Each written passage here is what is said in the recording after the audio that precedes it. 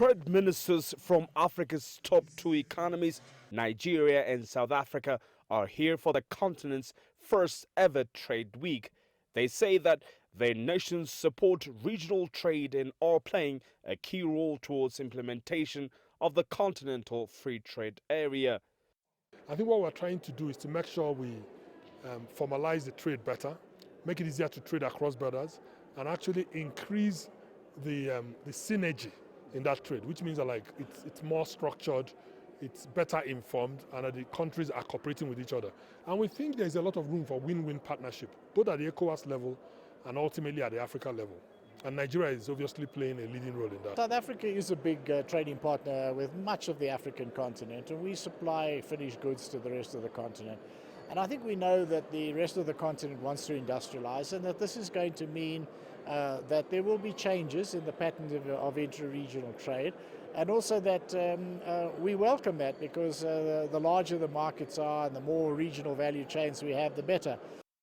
The Africa Trade Week aims at providing a platform for African states and trade stakeholders to define their contribution to the realization of the continental free trade area. But Africa needs more than knowing what to do for its trillion-dollar free market. The importance of creating the right enabling environment and the right climate for trade and for business. And this is something I consider an absolute priority, not just for Nigeria, but for the entire continent of Africa, because it helps us lower the cost of doing business, make our people more competitive, and frankly, create a more export-led growth. We have already in South Africa, we've developed a unit which we call Invest and Trade Africa, and it's premised on the idea that eventually African trade will start to be, as we get regional value chains, it'll be much more in intermediate products than in finished goods made by one and sent to the other.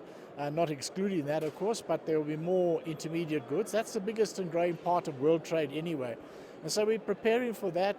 Poor infrastructure and policy-related red tape pose the greatest challenge to Africa's quest to realize the continental free trade area in just about a year. Trade experts here, however, say the CFTA will not be put together overnight. Rather, it will be made a reality one step at a time. The question is, how long after the 2017 launch will it take to become a full-fledged continent-wide success? Girum, Chala, CCTV, Addis Ababa, Ethiopia.